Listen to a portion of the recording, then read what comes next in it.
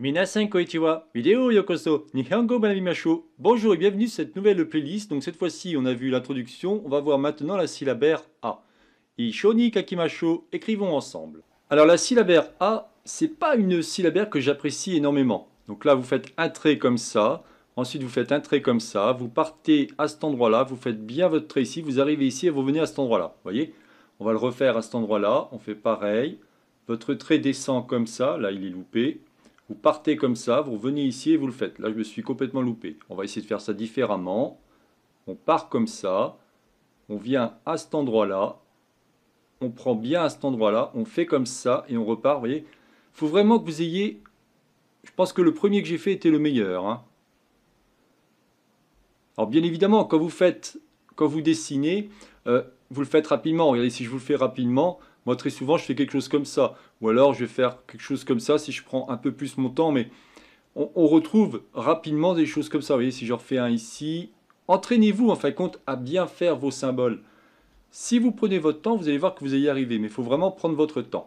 Donc, si on regarde l'ordre des traits, on aura le premier trait qui va être celui-ci. Je vais mettre une flèche ici. Là, c'est un peu gros. Je vais faire en sorte de diminuer un peu mon épaisseur. Ça sera le numéro 1. Prenons le 2. Ce sera donc celui-ci. Le 2, donc c'est ce trait-là qui vient comme ça. Alors c'est pareil, vous avez deux règles, hein. Rappelez-vous que vous avez la première règle qui va de gauche vers la droite. Ça c'est important. Et la deuxième, toujours de haut vers le bas. Vous avez entre 8 et 10 règles. On les verra au fur et à mesure. Je vous ai déjà un petit peu expliqué au niveau des kanji. Là aussi, vous verrez que je n'écris rien en romanji. Tout est en japonais ou en français, bien entendu. Donc ça sera le numéro 2.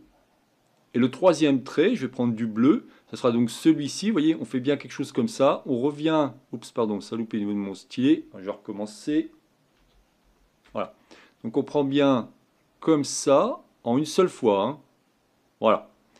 Ça sera le numéro 3. Donc on a bien déjà l'ordre des traits. Le premier, le deuxième et le troisième. Si je prends un exemple, on pourrait dire par exemple ashita. Donc si je dis demain, comment on pourrait écrire demain? Là, on va écrire le premier trait, le deuxième trait.